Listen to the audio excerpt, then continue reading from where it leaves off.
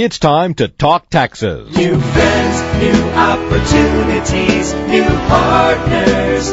EG Tax. It's Ask the Tax Lady with Esther Gulius and EG Tax on News Radio 930 WBEN. To reach Esther now, call 803-0930. Toll free at 1-800-616-9236. And cell calls are free at star 930. And now, live from the WBEN studios, it's Esther Gulius.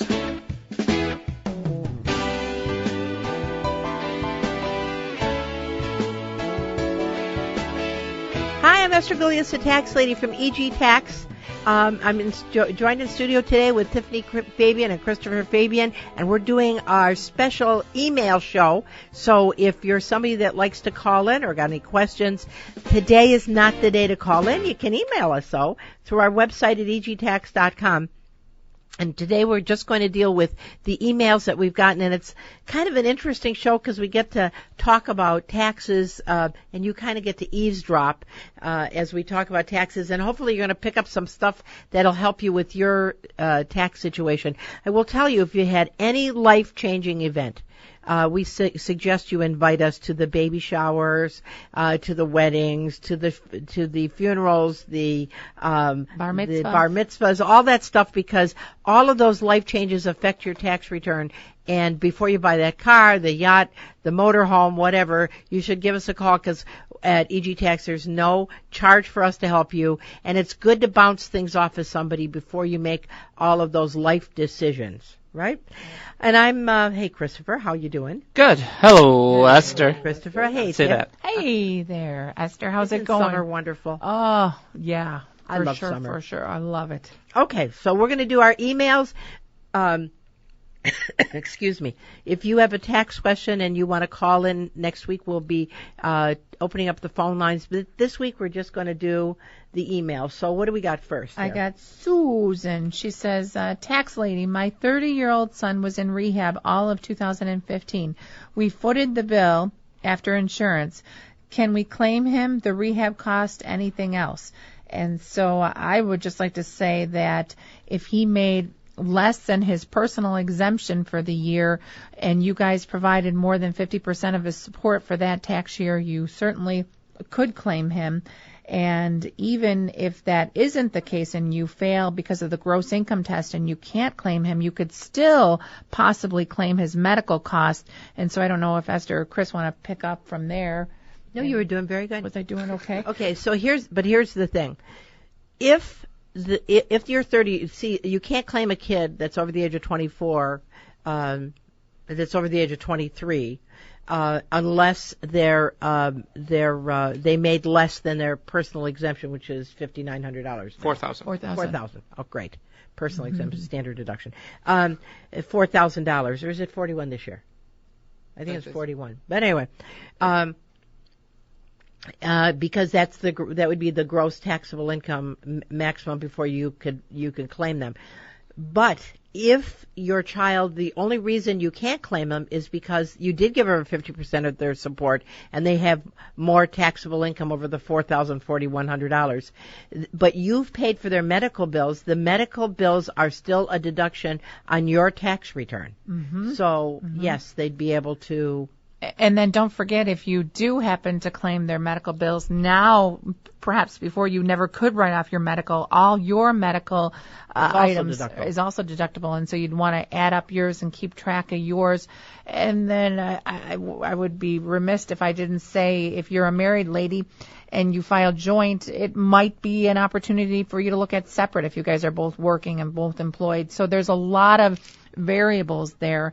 And I guess the important thing is for her to call us, because and if you were thinking about getting your teeth done, I mean, true. If you've come over that 10% threshold, I mean, go get yourself fixed up. Go get your teeth done. Go get your eyes examined. Look at your hearing aids. That's right. Load it up, because you'll get the biggest bang for your buck. Right. And so you just if you borrowed the money. That's right. Put it on a credit card. Right. On a credit card, care credit card. That's right. So I hope your son is doing well. That's exactly what I was thinking. Because, you see kids going into rehab, and sometimes they go into rehab 3 times before it sticks. Yeah. Yeah, really a tragedy, a travesty. And we got Luke. Travesty and a tragedy. It's both together. We got Luke. He says, EG Tax, what is the limit on charitable giving? Someone told me $5,000. My tithes alone is $10,000. So am I wrong in claiming all of them?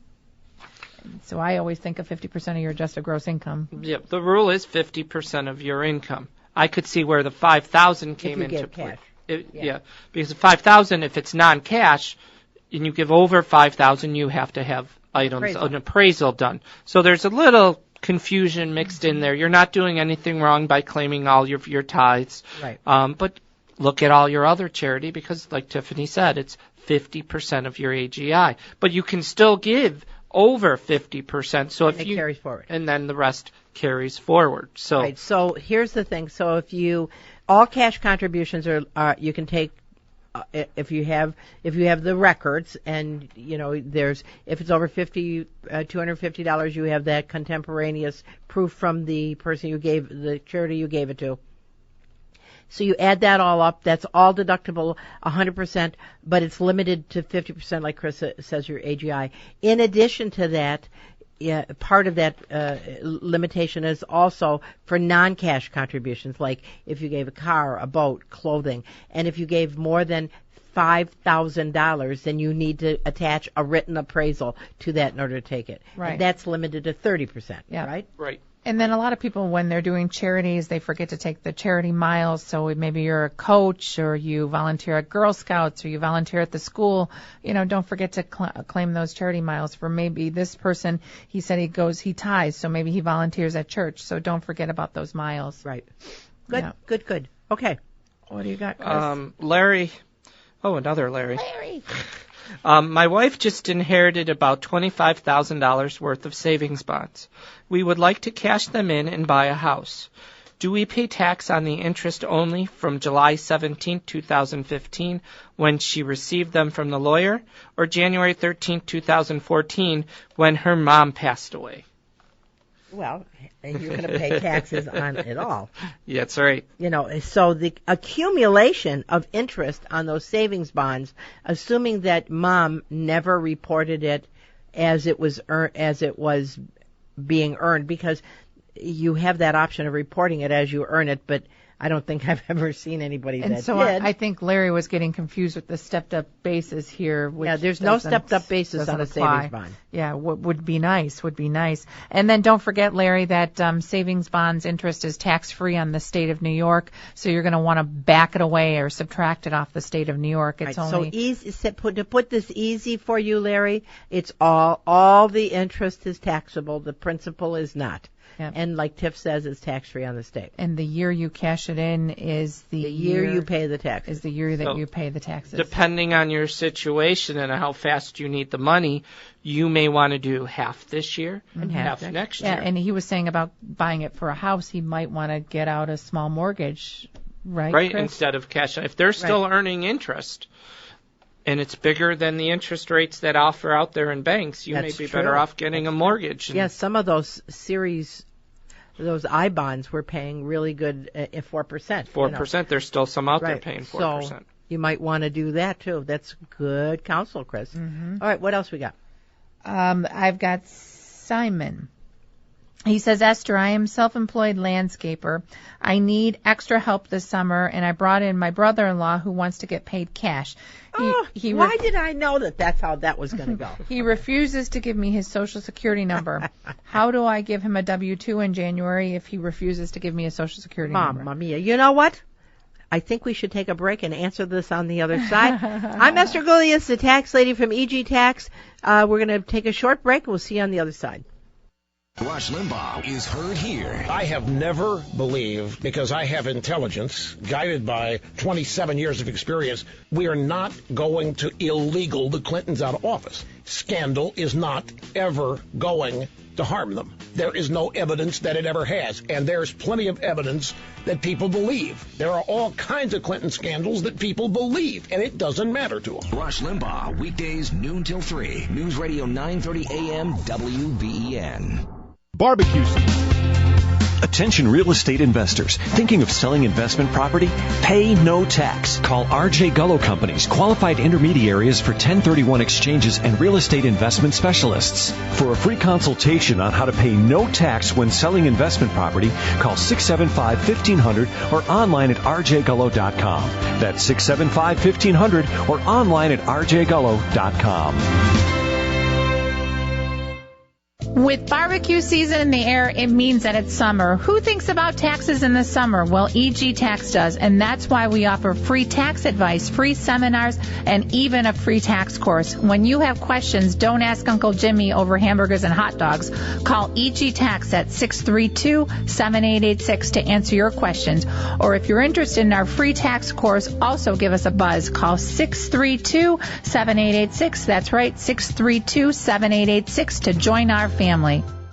Hi, this is Sandy Beach for your home team and my home team, Jameson Electric Heating and Air. Even though it's still summer, fall's not far away. Call Jameson now and take advantage of the remaining days of their Sandy Beach 2-for-1 deal. You get free air conditioning unit with the purchase of qualifying new home furnace. Let's face it, you're going to need both, so why not get one for free? Call Jameson right now, 316-2302, and get this incredible 2-for-1 offer. Summers are hot, winters are cold. You have to make sure you have the right AC and furnace. So don't worry about it anymore. Make the call to Jameson for their 2-for-1 offer and get a free in-home estimate. These are the final days of this offer, so call now, 316-2302. That's 316-2302. Or Google Jameson Electric Heating and Air, the only name you need for your home. Your home team is Jameson. And always tell them Sandy Beach says hello.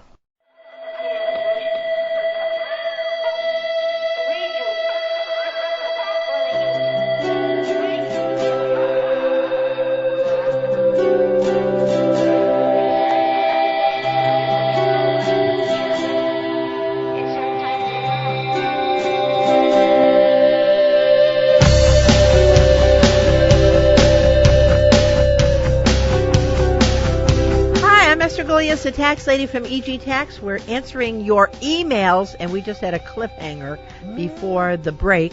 Okay, so what do you do with your brother-in-law who wants to be paid in cash? Right? Don't hire him. Don't hire him. That's exactly right. Yeah. Well, there's I mean, this is so frustrating to me. Let's just say that our landscaper buddy who asked the question, let's say he's given his brother's working, and he gives him $5,000. And his brother-in-law says, I don't want to claim it. So that means it stays with the taxpayer. Right. So guess who's going to pay taxes on the $5,000? The landscaper. The income tax, right? The self-employment tax, the New York State tax. So the brother-in-law, who doesn't want to claim it, gets off scot-free, and the brother has to pay the taxes on it. Money he doesn't have. Who needs a brother-in-law like that? He doesn't need to work for him, that's for sure. I mean, next landscaping job, dig a 6-foot hole. No, I didn't say that.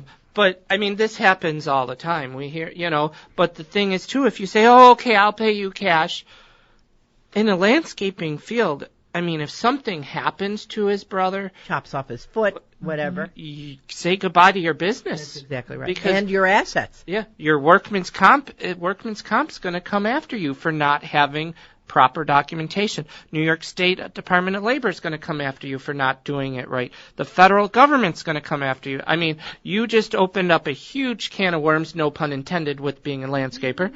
But it's going to cost you a lot more money than to deal. You should really get somebody else. Yep. And tell your brother to sit home and drink lemonade drink with under the the tree. umbrella in right. it, with a little tiny So- drink. But Chris is giving you great counsel, because the truth is, and we've seen it. There's that we are farmers, that commercial where it shows all the things that they cover.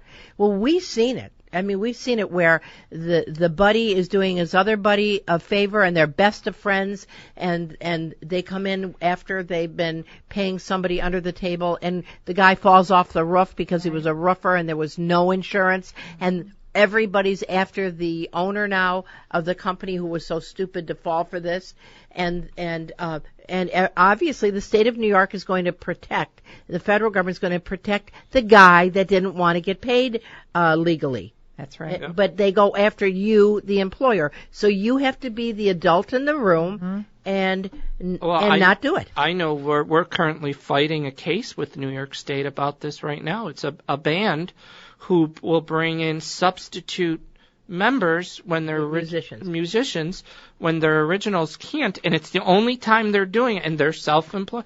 But New York State has treated them as employees and is going after this band for all the back taxes, all the payroll tax, and it's in this case, they truly are self-employed. Self-employed, right? Yep. Wow. So they don't think, oh, it will never happen. They do catch it. Well, see, the problem is that, there's only a problem if there's a problem. Yeah. The trouble is when there's a problem, it's a big problem. And the simple way for them to start the ball rolling is, say your brother-in-law here, Larry or Simon, after he was done working for you in October, went to collect unemployment. Unemployment would go after you, which would start this big chain You going. mean he would give them Social Security? I mean, unemployment. His Social Security number. Because he wants free money. You see, that's the whole thing. Is the people who don't know what's going to happen is they think that they're being a good guy, right? And all they're doing is shooting themselves in the foot. That's right. Okay. What about and before I leave Simon, don't forget, Simon, if like Chris said, you're paying for insurance, don't forget to deduct your insurance. Keep copious notes of all your expenses. I mean, as a landscaper, I can't tell you how many small businesses I do, and at the end of the year when you're reconciling your books, if you don't keep track of them when it's occurring, it's really hard to reconcile at the end of the year. By the way, we have at our office a really great, if you're not computer literate, we have this great book that the first 12 pages is one page per month for your income, and the next pages behind it are spreadsheets for all the bills you pay. And if you're somebody that's self-employed and you'd like that book, come on in. We'll be very happy to give it to you. Yep. And I got a good question from Cindy. She said, my son asked me to claim his 3,500 lottery winnings on my return. I thought I remember What is this, Crook Day? I thought you remember saying on a radio show that gambling winnings could be bad for a senior. Should I do this? So she must be a senior citizen. And so what we've said on the radio show before, when you have gambling winnings, it'll probably make some of your Social Security that wasn't taxable. And so not a good plan. Not a good plan. I mean, not necessarily. I mean, if it's 3,500, let's say that she's getting 16,000 in Social Security, right? Yep. And she has no pension plan. If she got $3,500 in gambling, that's not going to mess her up. Right. But if she had 16,000 in Social Security, a 16,000 and a $16,000 pension. Well, no, let's even say a $6,000 pension. So that would put her at 22. She still would be in good shape. So yeah, if she you got to we got to run the numbers. Like Esther said in the beginning of the show, invite us over for everything. Well, for the lottery win party, invite us over, and we can run the numbers. And we're not saying commit fraud, but we're definitely not. What we want to do though is say, wait, if you do this, this will happen, and if you do that, that'll happen. So if you should cash it in, if you have low enough income, it won't affect your situation. But for many of you, your income's high enough that it would make your Social Security more taxable, and that's the sad thing. You didn't get any more money. Like if your pension was $20,000, your Social Security is $18,000. So right now, none of your Social Security. If you're married, you're paying nothing. Right. And so, but once you add that 3,500 in there, right, it's going to start. So now you're not only paying tax on the 3,500, you're paying tax on your Social Security. And a lot of times, what I'll do is I'll sit my clients down. I'll say, now watch that line there. See that Social Security line? It says 0, right? But now watch when I put the gambling in, the 10,000 in gambling. But I spent the gambling. I know, but let's put it in. So all of a sudden, that Social Security says 8,000 it's taxable, and they said, but I didn't get any more money. I know they're taxing you on more. That's all. But don't I get to write off my losses? Yeah, but it doesn't reduce the taxable income. And then not to mention your son might have gambling losses, and he is younger, and he might have a house, and so he might be an itemizer, and so he could write off his gambling losses better than you. So something to think about. Yeah, so we'll come talk to Junior. All right, what else we got? Chris. I'm planning on my kid attending college. How can I maximize the funding I'll get? Should we maximize the 529 plan for her? Charles in Chico, Vegas. Okay, so here's the thing. When you're looking at financial aid, the first thing they look at is the expendable money that everybody's got. And if there's this lovely 529 plan in your daughter's name, then they're going to say, then she should spend it on her education. Mm-hmm. And it's going to minimize your award for financial aid. You know, we had on a couple weeks ago Jeff Boren from the Financial Guys, and his job is to help parents who are looking for funding from financial aid and help with the FAFSA for it. And I will tell you, I think it would be really worth your while to give Jeff a call at the Financial Guys, because to have him sit down and see what kind of money they can. And the other thing is what I loved that he was so frank, because I like to be frank myself, or Jim or whoever. But I mean, he was saying, like, you know, when you're going on this college trip and you really don't have that kind of a big budget to spend on college, and maybe your kid doesn't even know what they want to do, and you go out to Wharton and it's $60,000 a year, and you fall in love with Wharton, and so you say, well, you know, we're going to send our kid to Wharton. He said you would never go looking at a BMW when you can afford a Ford Focus, right? And that's really the truth. So it's great. He just has this real great way of putting things to kind of bring it down to reality. Right, and he knows a lot of the ins and the outs, and because he was saying, I know I referred someone to him earlier this week, where he was saying that where a lot of people we hear, my son goes to private high school. Can I write that off on my tax return? And the answer is no. But he said these children who go to private high schools, even though you think you're not entitled to certain financial awards at college because they went to a private high school, it entitles them now to special things for the college administration, for costs. So he knows how to work the system on that aspect. And many times what he'll do is appeal something when they have turned you down. So I'll tell you, it is absolutely, we can't recommend him highly. Another thing that he said that was really true is colleges are businesses. And so if you can't afford it, you approach them and say, you know, this is my situation. That's true, too. Yep. That is true, too. In other words, negotiate with the college. Yep. But anyway, getting back to our 529. 529 plans are established by the state to help you to be used for funding a child's education. Remember, it's to fund the child's education. So if you're looking for funding and you're putting it in your child's name, then the state is going to look to that child to pay a large portion of their own education because you set it aside. So that's another thing he'll help you to do, is to not put it in that particular child's name. And again, you can take up to $10,000 on the state of New York if you're filing a single return as an adjustment, $20,000 filing a joint return on New York State, and it's an itemized deduction. So I hope we didn't beat that puppy to death. No, but that's true. Good information. I'm Esther Gulias, the tax lady from EG Tax. We're not taking phone calls this week. We're just chewing apart your emails. If you have a tax question, want to get to us and ask a tax question, you can go to our website at egtax.com. Click on Ask the Tax Lady and ask your question anytime. We'll be very happy to help you. And during the week, you can call us at 632-7886. We're going to take a short break for the news. We'll see you on the other side. You are one smart office worker. You got the ergonomic chair, the wrist thing for your computer. But what about your eyes? Oh yeah, you're on it. You get up from your workstation every 20 minutes or so to get coffee, take a stroll, avoid a phone call, whatever. And just by doing that, you're giving your eyes the rest they need from the strain of computer glare. Man, you're good.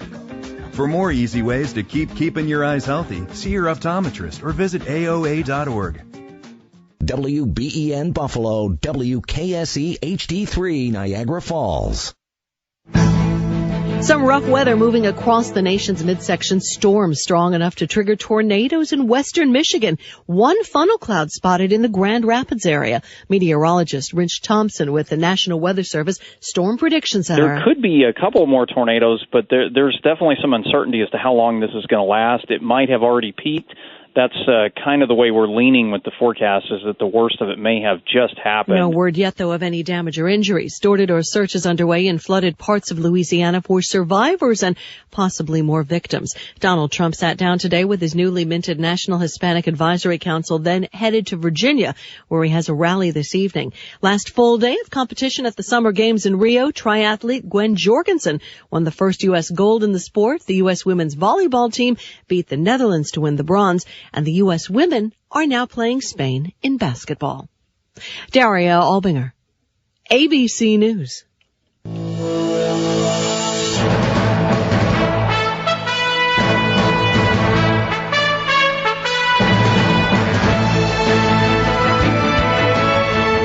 the WBEN Newsroom, I'm Sloan Martin. Here's what's happening.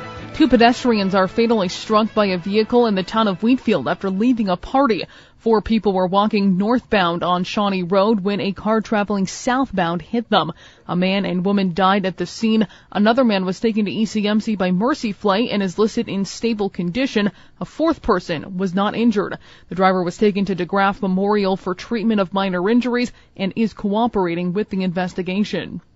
Niagara County officials announced the body found 1 week ago in the rubble of the Lockport HTI fire has been identified as 14-year-old Joseph Phillips. Police say the investigation is ongoing, but have said property owners are not at fault for the fire. A Queensbury man is arrested for allegedly setting up the underground meth lab found in the Sheridan Walmart parking lot last week. 18-year-old Peter Miller is charged with unlawful manufacturing of methamphetamine.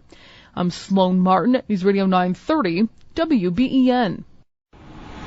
One great station, one great dial position, no confusion. News Radio 930 AM, WBEN. Barbecue season is here. Wentz Propane and Oil will fill your propane tank for only $10. You can also ask about their new customer pricing for next year's heating season. Mention EG Tax and get your discount today. Call 731-9826 or 731-3015. Hey, it's Bowerly. If you live in Western New York, you're not impressed by a lot of flash and big talk. We like products that perform well and last a long time. That's why Rosex has had such great success in the area with the Sebo vacuum. Bottom line, Sebo works, and Sebo is noticed. The CEO from Sebo looks to Buffalo and Rosex as one of its strongest success stories. Rosex was just named a top 10 Sebo dealer in the U.S. for the 6th year in a row, and the CEO himself made note of Rosex exemplary service. Now, I got my Sebo from Rosex over 12 years ago. It still runs like a dream. It holds up to pet hair, great airflow. The filtration system helps with dander for people with allergies. You can also depend on the experts at Rosex to help you choose the right vacuum for your home. Check out a Sebo for yourself at Rosex, Sheridan and Sweet Home Plaza Amherst, or Southwestern and McKinley across from Monroe Muffler in Hamburg. You can rely on Rosex.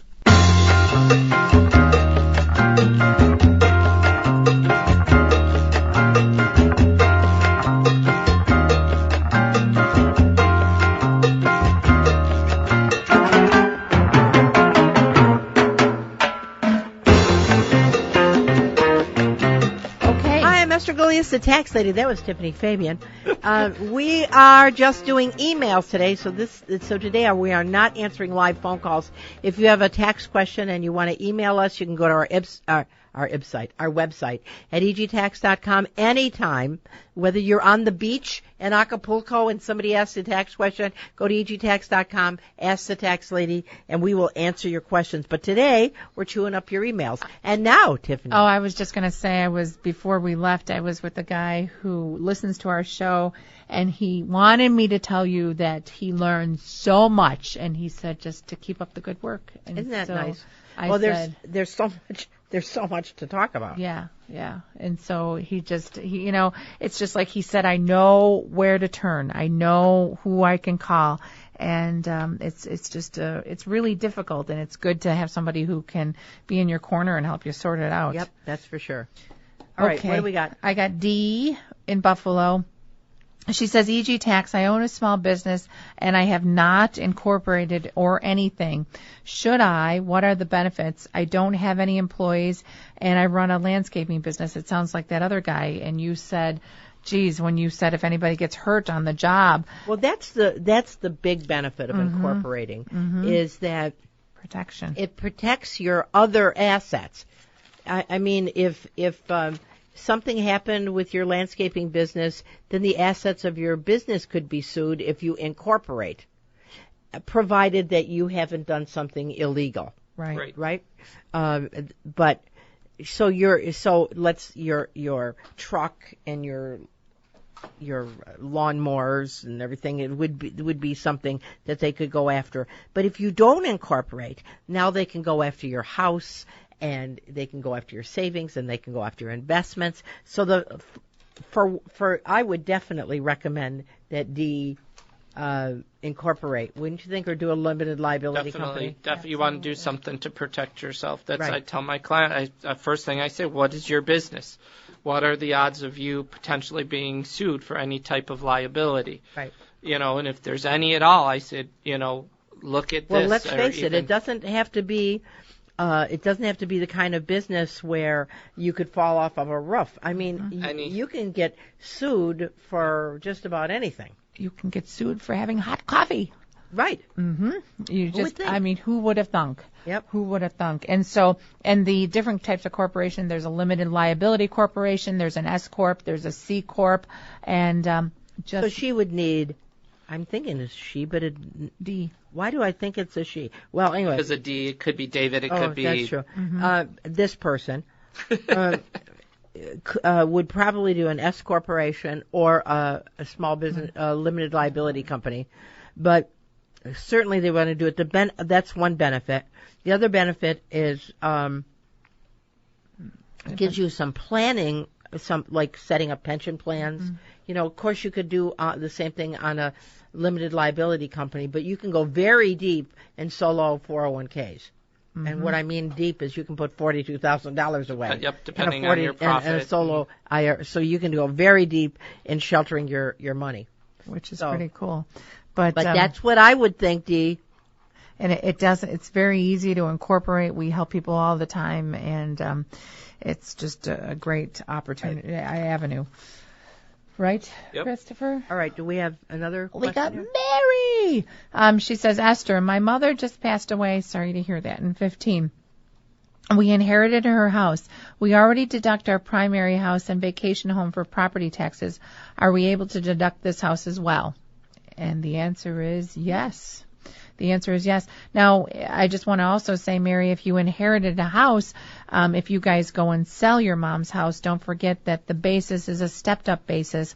And so make sure you pay attention to that because that is an asset now that you guys have. And when you sell it, you have to make sure that you treat it accordingly. And the nice thing is when you go to sell it, you're going to get the stepped-up basis, which is a really nice benefit. But while you guys are still holding on to it, of course, you can deduct those property taxes. Right. Property taxes, how it works on your itemized deductions is as many pieces of property as you own, you can write off all the property taxes. So you could but have. What are you really limited? So obviously she had probably heard over the backyard fence that not all things are deductible on a home.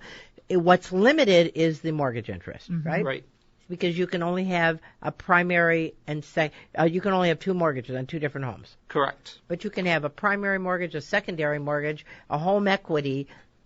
You could have three different mortgages on one house, home, and you can only have two homes with mortgages. That's right. Or whatever a home might be. Yep, I was just going to say. A boat. Yep, right? Qualify a boat, a motor home. Right. Right. So yes, if you want to keep it for some reason, then yes, you can. Yeah, and this might become a rental property. That's what I was thinking. Yeah. Yeah. Absolutely. So then, in that case, it would be the property taxes, the travel to go take care of it, the insurances, the repairs, the water bills, the user fees, everything. Property taxes, insurance, everything is going to be deductible plus depreciation. Yeah. And don't forget to start keeping your file of all the improvements that you're going to do on that house because in case you turn it into a rental, something to keep in consideration. And that's a really good question. We got Michael. Michael says, Esther, I hopefully have an easy question for you. My mother would like to put her house in my name and my brother's name. She is afraid of a nursing home taking it. What is the rule for that? Is there anything else we should look out for to protect her assets? And that's Mike. Okay. And so the first thing I would suggest you do is a life estate. Because if it's a life estate, technically mom gets to use it for as long as mom wants to use it. Yep. And what happens is that it would not be provided, the time lapse thing. It's not going to be taken by the nursing home. So that's the first thing you'd want to do, is do the life estate. And then, of course, it is not such a problem upon her death to sell it, because you're not going to have a big capital gain. But the other thing is, many times what happens is parents want to endow their children with the house, and so they just sign it over without the life estate, because maybe they don't want to go see an attorney, or they think it's going to cost them a lot of money. What happens in that case is the children then, upon the death of the parent, because the parent gifted the house, it goes back to the basis of mom and dad, plus any improvements mom and dad made, and there could be a large capital gain. So you want to, again, have us over for dinner while you guys are having these discussions, and we can lay it out for you so that I'm only kidding, by the way. Not really. I'd love to have free dinners. Yeah. But I mean, there are a lot of things you want to consider. I had a client in yesterday, and she was saying that she wanted to gift she not only had the house, right, but she had an annuity that was coming due. It was $200,000. And I said, well, you could actually give the whole thing to your daughter right now. And she said, well, I had my son on the house originally, and he's become my enemy now, because once he found out he was on the house, he didn't ever come to see me again. I'm afraid if I give this money to my daughter, she'll go spend it. And I said, then put it in a trust. You could put it in a trust for her, and you could get the income off of the trust, but the technically you're gifting away the assets. Remember, unless you have an estate over $5 million, you're not going to pay any estate taxes anyway. So even though the gift tax is limited to, you don't have to do a gift tax return if you give less than $14,000 a year. You can give more than that and do the gift tax return, but it doesn't mean you're going to pay gift taxes. Right. And a lot of people and it is, you got to think too, with doing the life estate, the gifting, there is a 5-year look back. That's what I was thinking. For Medicaid, for people going into nursing homes. So you got to remember that. But when Michael wrote in to protect her other assets, that's a key thing, is her other assets, because people really, her home, we got to protect the home, we got to protect the home. They forget about everything else, and you really need to sit down and talk. Well, and that's what I was hoping somebody would bring up. These very uncomfortable conversations, because you don't want to say to your mom or your dad or both of them, gee, we hope you pass away and we'd really like your money. I mean, that's not really. And when I sit down with mom and dad and the kids, I say to mom and dad, what do you want to do with your money? Do you want the money to go to your children, or do you want the money to go to a nursing home? What do you want to do with the money? Because if your children love you, we would hope that the children would say, we want to do what mom and dad. But the sad thing is to give away $100,000 to a nursing home that you don't need to do. That's the heartbreaker. Like I said, put me in the cheapest nursing home in the United States. I don't care. That's. Well, you'll be running it. I think well, that's a good idea. I've seen a lot of instances, though, where families do a lot nowadays of keeping people in the home. They get private pay, and there's a lot of different options, too. There are some other options. Right. And the baby boomers are getting older, and so these are important conversations. They really are, and that's something you really, if you're listening to this show and you haven't had this conversation with your children, if you want to come see us, we sit down with your kids and discuss these things and try to facilitate this, all these uncomfortable conversations. Right, and update your will. How many people haven't get a will? Or get a will. That's the big thing. The wills, well, on the will it said that it went to my brother, but he passed 20 years ago. Right. And now what do we do? Right. You gotta. I was just gonna think, whatever Esther talks about, she really does. It's so funny. You said you went through your cabinets and you got your whole life together, because whatever I have. I'm so proud of myself. Yeah. As of 2 months ago, I can die because I have this whole thing about, okay, I'm gone. So if you're reading this, I'm not here. Well, but here's my passwords and here's my accounts, and this is really important. Well, Chris said update your will, and so I was just thinking we need to update our will. Absolutely. Yeah. Sometimes these are the little things little seeds you drop into people's heads that says, you know what, we really should. And then after it's done, you're glad you did. Yeah. All right. Yep. I'm Esther Golias, the tax lady from EG Tax. We're going to take a short break. We'll be right back on the other side. Well, EG Tax is open all year, and we do more than taxes. We do payroll, bookkeeping, budgeting, retirement planning, corporate business setup, offering compromises, and we even have a New York Health Navigator on staff. EG Tax was thinking of offering oil changes on cars, but then we thought we better just stick to what we do best. So for taxes and much, much more, call 632-7886 or click EG Tax today. Come join our family.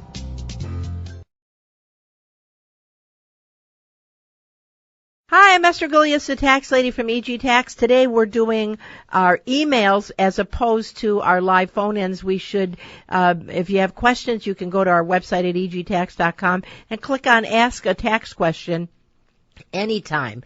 And I'll be very happy to, whether you're on a beach in Acapulco, in your backyard, having dinner with some friends and you guys are all fighting about taxes, just drop me a line. Usually I answer it like pronto quicko, so you can always use us as a resource. But today we're answering your emails, and I got Tiffany Fabian and Christopher Fabian here with me in studio. So what's next? I got frustrated in Lewiston. He said, EG Tax, I have a successful company locally with a staff of nearly 30. Quite frankly, the taxes are killing me. I have an accountant, but he never seems to help me reduce the taxes I owe.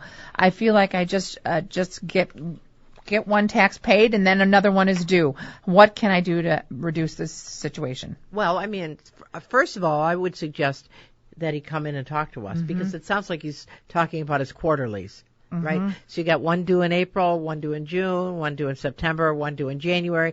And if it's a large company, if it's making a large profit, it could be $20,000, $30,000, $40,000, $50,000 a quarter. Right. So you're hurrying to get those taxes paid. So that might be it. But depending upon the kind of company that you're running, there might be assets that you might want to buy if you want to update assets and do a 179 expense as opposed to depreciating it.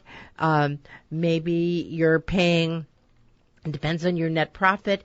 Maybe your employees' schedule should be fine-tuned. Maybe your net profit isn't what you think it should be. Maybe you're renting a building. You should buy a building. There's a lot of things that are out there for you. If your business is in Niagara Falls or in the city of Buffalo, are you taking credit? Are you taking advantage of the credit for hiring someone? That's true. For living in Niagara Falls and working in Niagara Falls, or living in Buffalo and working in Buffalo. There's a credit that could save you a lot of money. That's exactly taxes. Right. Because if you have a business in Niagara Falls or the city of Buffalo, and your employees work in Niagara Falls and live in Niagara Falls, there is a credit that you get for based upon the wages that you pay to them. And the same thing for the city of Buffalo. And it's always just good to have somebody to take a second look at a complicated tax return, because there's so many areas you can go. Do you have a pension plan? Right. Maybe he's a C Corp and he should be an S Corp. Oh, and that's a big one. That's a big one. Every corporation starts off as a C Corp. Yep. And to be a subchapter S corporation, you have to make an election, and that's done on a Form 2553. If that election's never been made, that means that your net profit from the business pays taxes. And every time you take money out of the corporation, you pay taxes again on the net profit, and that's called double taxation. Most businesses, unless you have a bunch of shareholders, can make that election to be a subchapter S corporation where you would pay taxes once. And that Tiffany brings up an absolute great because I've seen so many clients, and I'm in my office crying with them at the end of the year because you cannot fix it. Dividends. You can't go back and fix it. You can only fix what's going they're forward, doing double taxation. especially if you're operating at a loss. Yep. So we could really help you a lot. Yes, just come in and just take a few minutes and sit down and talk to us. Okay, what else we got? Chris got. We've got Sean writes in. I'm trying to sell my house that I purchased in 2007 and received a $7,500 first-time home buyer thing. I bought my house for $95,000 and put $10,000 into it. My asking price is $130,000. What happens on my tax return? Will I owe on the gain? Okay. Good news and bad news. Well, and it all depends on what he really sells it for, right? Right. Mm-hmm. So his adjusted basis, he bought it for $95,000? Yep. Now, when he bought it, he also had closing costs. So he bought it for $95,000 plus closing costs, plus his $10,000, plus his expensive sale. Yep. Right? So that means he's going to come up with an adjusted basis of maybe $120,000. Right. Right? Now, if he sells it and for $120,000, there is no gain. Mm-hmm. Right. Right? Yep. So it all depends on does he make a profit or not? Right. The gain itself, no matter what, if he sold it for a gain or loss, or if he sold it for a gain, he won't pay income tax on the gain. The thing is, the problem repayment. is the repayment of the first-time home buyer credit. Because it's a 15-year item that you're repaying back, and so he's only paid a portion of the 15 years that it takes to pay it back. But the thing is, if he sells it for $120,000 and he has $120,000 in it, he doesn't have to repay anything. If he sells it for $125,000, that's $5,000, and it all depends on how much of the first-time home buyer credit he already repaid. Right. So he might have to pay a little bit. If he sells it for $150,000, then they're going to want the balance of the amount that wasn't repaid. But anything over that would still be tax-free. Remember, if you live in a home 2 out of the last 5 years as your personal residence, except for the repayment here on the first-time home buyer credit, the gain is completely tax-free. That's right. And invite us over to the home selling party, and we'll give you the advice. Or before you sell the house. Right. Or while you're there with your realtor, give us a call. That's all right. What else we got? I have a question here. It's from Lucille. EG Tax, just moved here from Syracuse to be closer to my family since my parents are getting older and they could use my help. I've moved in with them. They would like to give me their home. They would like to gift me their home. Will this cost me any money? Any suggestions? And so the truth is, no, it won't cost you any money. You can now, but people often think when you get a gift, it's going to cost you something in taxes. And so the year that they gift you the house, there is no taxes. Now, if somebody gives you more than $14,000 a year, they have to do a gift tax return. And what Chris means by now is when you sell the house someday, it goes back to mom and dad's original basis. However, she lived in it. If she's lived in it 2 out of the last 5 years. If she's living in it 2 out of the last 5 years, then it's her personal residence and it'll be completely tax-free. That's right, right. So for those of you who mom and dad gave the house to and you want to sell it, move into it. That's right. For 2 That's years. right. And then you avoid the taxes altogether. Yep. That's right. That's right. But and that's a really good point. It's so funny. I've heard you say that. Well, are you going to move in with them? And so that will solve that problem. Right. And the other thing is, while mom and dad are still alive, if she should move out of the house, right? Let's say she gets married and she wants to move out of the house, she can always take their name off the title and give it back to them. Yep. You know, I mean, if it becomes an issue, and then just let it become an inheritance as opposed to a gift. That's right. That's right. But gosh, what a nice thing that she's there. And don't forget, if you the other get thing a job. Did she move? Yeah, that's what I was. All right, so talk about the moving expense. I was saying if you get a job and you move more than 50 miles from here, from Syracuse here, don't forget about the moving credit, possible moving credit on your tax returns. It's a moving credit. It's an adjustment. It's an adjustment to income. So pay attention to that. Keep track of all your expenses. And that's one thing that I wanted to allude to. You know, there's so many ancillary things when you are making these life decisions. When she moved here, even though you might not have thought of getting a job, maybe you should get a job to take the moving expense. Right. So it'd be a $39.03, and so the mileage would be deductible, the cost of putting your stuff in storage, the tolls that you pay from Syracuse is not much money, but it all adds up. The moving van. And you don't have to itemize. Mm-hmm. Okay, anything else? Megan writes, I'm just getting my first real job. How many allowances should I claim at work? I'm still living at home, and I'm thinking about getting my own apartment. My starting salary is nearly $4,500. Is that $45,000? It seems like a lot of money to me, and I want to start right.